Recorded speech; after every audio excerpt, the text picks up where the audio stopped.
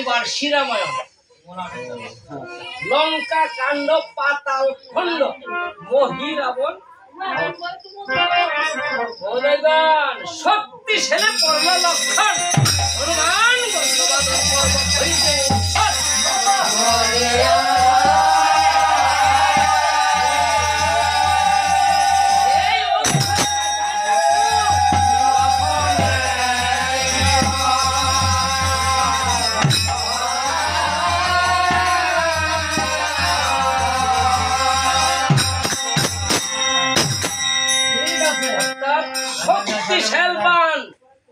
লঙ্কার রাজা দশানন ক্ষেপণ করেছেন। সেটা কেন করেছেন, কেনই বা লক্ষণের পক্ষে ক্ষেপণ করেছেন?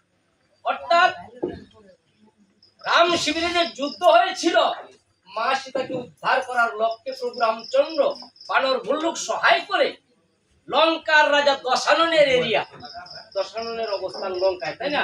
সেই লঙ্কার সমুদ্র সৈকতে রাম শিবির নির্মাণ করে স্বয়ং ভগবান প্রভু রামচন্দ্র লঙ্কার রাজা দশাননের সঙ্গে যুদ্ধ করেছিল। সেই যুদ্ধে অবশিষ্ট সৈনিক ছিলেন লঙ্কার রাজা দশাননের প্রিয় পুত্র ইন্দ্রজিৎ। সেই প্রিয় পুত্র ইন্দ্রজিৎ যখন নিঘুম বেলায় যজ্ঞ করছেন, সেই যজ্ঞ স্থলে তাকে বধ করেছেন। যখন বধ করেছেন, ইন্দ্রজিৎ বধের সংবাদটা কখন শুনেছেন? যুদ্ধে তো নিয়ম কানুন রয়েছে, তাই না? সূর্য উদয়ের সঙ্গে সঙ্গে শঙ্খ ধ্বনি করে যুদ্ধ আরম্ভ ঘোষণা করা, সূর্যাস্তের সঙ্গে সঙ্গে শঙ্খ ধ্বনি করে সেই যুদ্ধ সমাপ্ত ঘোষণা করতে হবে, তাই না? তো লঙ্কার রাজা দশানন যখন সংবাদ পেয়েছেন যে প্রিয় পুত্র ইন্দ্রজিৎ বধ, সেই সংবাদটা উনি শ্রবণ করেছেন কখন? যখন যুদ্ধ বন্ধ, অর্থাৎ সূর্যাস্ত হয়ে গিয়েছে। তখন লঙ্কার রাজা দশানন প্রিয় পুত্র ইন্দ্রজিতের মরণ সংবাদ সেটা সহ্য করতে না পেরে উনি কি করলেন? উনি যুদ্ধনীতি লঙ্ঘন করেছেন। যুদ্ধনীতি লঙ্ঘন করে শক্তিশাল বান, শক্তিশাল বানের আরেকটি নাম রয়েছে। শক্তিশাল বানের অপর নাম বিষ্ণু পতন বান, অর্থাৎ স্বয়ং বিষ্ণু পর্যন্ত সেই শক্তিশাল বানের পতন হয়েছে।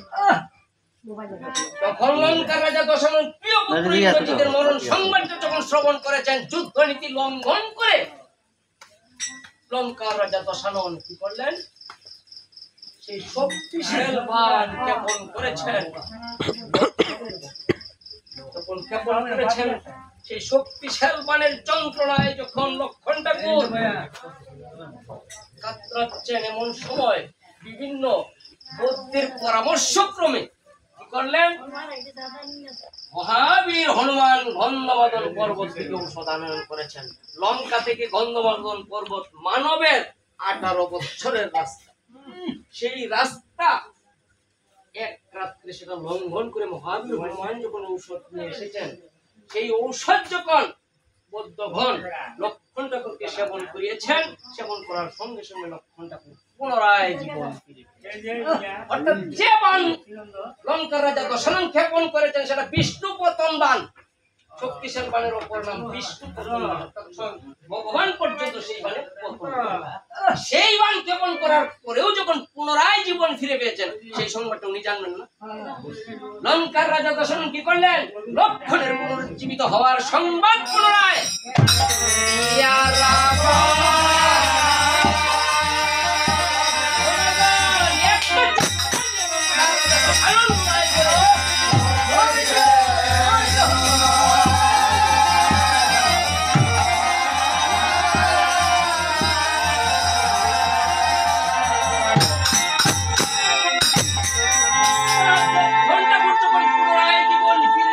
সেই সংবাদটা শুনে লঙ্কার রাজা দশানন একটা চিৎকার দিয়ে দুলায়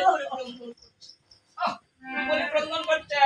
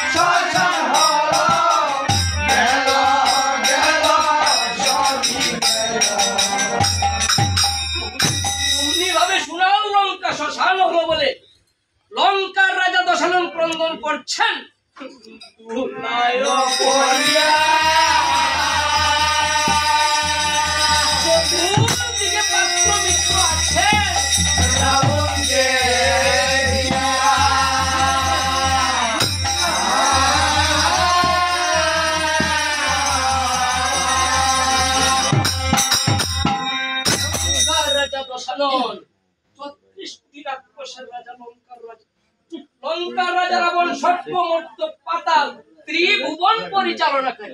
সেই লঙ্কার রাজা দশানন আজ ধুলায় করে ক্রন্দন করছে।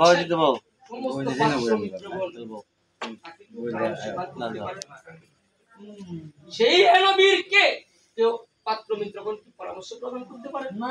লঙ্কার রাজা দশানন ধুলায় করে ক্রন্দন করে কি বলছেন?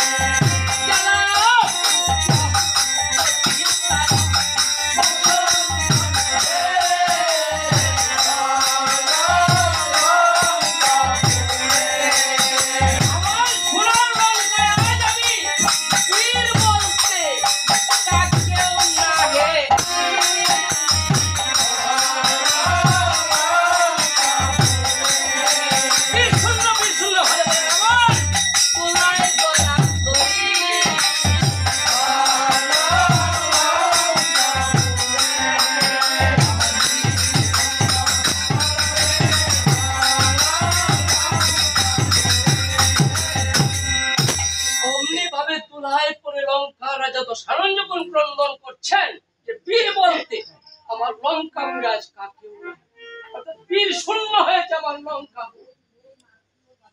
৩৬ কোটি রাক্ষসের রাজা, সেই রাজা গোলায় করে ক্রন্দন করে বলছেন রাম শিবিরে যে পাঠাবে এমন কোন সৈনিক আর আমার বংশে। যখন উনি ভাবে গুলণ্ডিত অবস্থায় ক্রন্দন করছেন, ঠিক এমন সময় রাবণের মাতার নাম নিকষা মাথা নিকষা রাক্ষসী এসে বুলণ্ডিত পুত্রের মস্তকে অমনি ভাবে হাত দিয়ে বলেছেন, পুত্র তুমি অমনি ভাবে বুলণ্ডিত অবস্থায় করে ক্রন্দন করছো, এর কি কারণ? তখন লঙ্কার রাজা দশানন বলেছেন, না আমি যে রাম শিবিরে রামের সঙ্গে যুদ্ধে পাঠাবো এমন কোন সৈনিক আমার বংশে আছে। আজ আমার বংশ প্রদীপ বলতে কথা শুনে নিকষা রাক্ষসী বলছেন, পুত্র তুমি বৃথায় ক্রন্দন করছো, এখনো আমাদের বংশ প্রদীপ নিবে জানি, এখনো আমাদের বংশ প্রদীপ জীবিত রয়েছে, আমার বংশে কোনো প্রদীপ প্রজ্বলিত রয়েছে, তোমার স্মরণে নেই। পুত্র তুমি যখন পাতালপুর বিজয় করতে গিয়েছিলে সেই সময় তুমি ব্রহ্মার বরেতে তুমি এক পুত্র লাভ করেছিলে, মহিতলের জন্ম বলে তার নাম মহিরা, সে এখনো আমার বংশ জীবিত রয়েছে। বুলণ্ডিত তো সমস্ত গুছিয়ে বলছেন, ঠিক আছে বাবা, এই তো আমার স্মরণে এসেছে। যাই হোক পাতা, আমি এক্ষুনি বজ্রদূতকে পাঠাচ্ছি পাতাল নগরে, শীঘ্র করে মম পুত্র মহিকে নিয়ে আসতে লঙ্কা। সব বিজন ধ্বংস হয়েছে, এটা পাথর এটা থাকি আল্লাহ আমরা নিবংশ হয়েছে, এটা তুলো আমার। তখন লঙ্কার রাজা দশানন কি করলেন? ভগ্নদূত ভগ্নদূত বলে ডাকতেছেন, কোথায় ভগ্নদূত? এই তো আমি উপস্থিত। ভগ্নদূত যাও, শীঘ্র করে যাও পাতাল নগরে, সেখানে গিয়ে দেখো মম পুত্র মহিরাবণ রাজত্ব করিতেছে পাতাল নগরে। সেখানে গিয়ে শীঘ্র করে মম পুত্র মহিকে সঙ্গে করে নিয়ে সব এখন আমি যাত্রা করছি। ওহ, তখন কি করলেন? ভগ্নদূত মহারাজের আদেশ পেয়ে সঙ্গে সঙ্গে কি করলেন? সঙ্গে সঙ্গে ভগ্নদূত যাত্রা করেছেন। যখন যাত্রা করেছেন, কি বলবো মহোদয়গণ, যাত্রা যখন করেছেন পেছন থেকে লঙ্কার রাজা দশানন পুনরায় মহিরা ভগ্নদূতকে পেছন থেকে ডাকছেন, ভগ্নদূত ভগ্নদূত পিতা তুমি তো সবকিছু জানো, জানার পরেও তুমি যাত্রাকালে পিছনে ডাক দিছো, এই কাজে তো দুর্যোগ ঘটছে। আর একমাত্র যাত্রাকালে পিছনে ডাক একমাত্র মা ছাড়া কেউ দিবে না। ভগ্নদূত মহোদয়গণ, 12,96,000 বছরের ত্রেতা, সেই ত্রেতা যুগে একটি মাত্র ব্রাহ্মণ, তার কি পাণ্ডিত্য জানার অভাব রয়েছে? সে কি সমস্ত পাণ্ডিত্য তার নখদর্পণে, তাই না? সেই পণ্ডিত ব্যক্তি লঙ্কার রাজা দশানন বলছেন, ভগ্নদূত তোমাকে আমি পেছন থেকে কেন ডাক দিয়েছি জানো? সেটা আমার মনের দুঃখ। ভগ্নদূত তুমি আমি কি জন্য তোমাকে পেছন থেকে ডাক দিয়েছি? ভগ্নদূত কি জন্য ডাক দিয়েছি জানো? ভগ্নদূত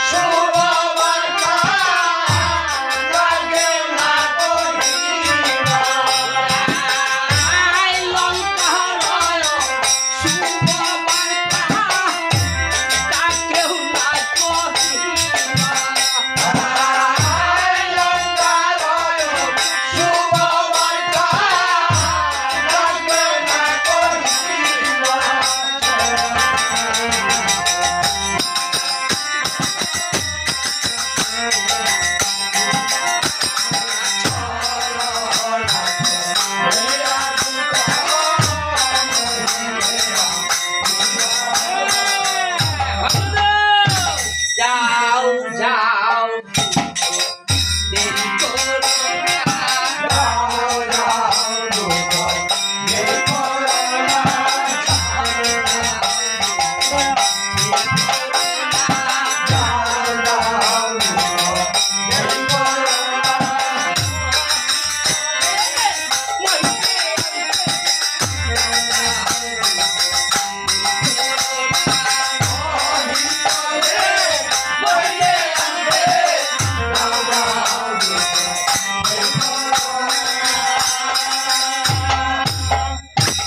কি বললেন? ভগ্নদূতকে তাই বলেছেন। ভগ্নদূত এই লঙ্কার যে শুভবার্তা, লঙ্কার যে হেনকাণ্ড হয়েছে, এই সমস্ত কার্য যেন মমপুত্র মহিরাবণ কোন অবস্থাতেই জানতে না পারে।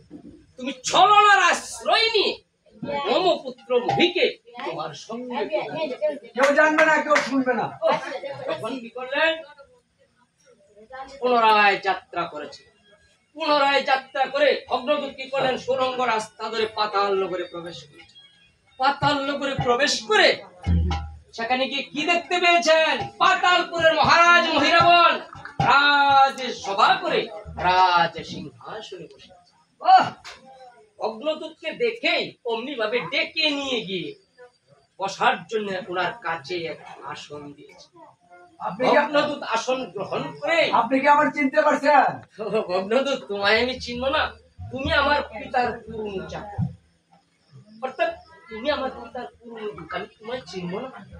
যাই হোক ভগ্নদূত, আমার পিতা কি কুশলে আছে? তোমার সাথে আমার কি নির্বিলি আলাপ আছে। মানে একান্তে ভগ্নদূত বলেছেন, মহারাজ তোমার সাথে আমার কিছু নিরিবিলি একান্তে আলাপ আলোচনা। সঙ্গে সঙ্গে পাতালপুরের মহারাজ মহিরাবণ কি করলেন?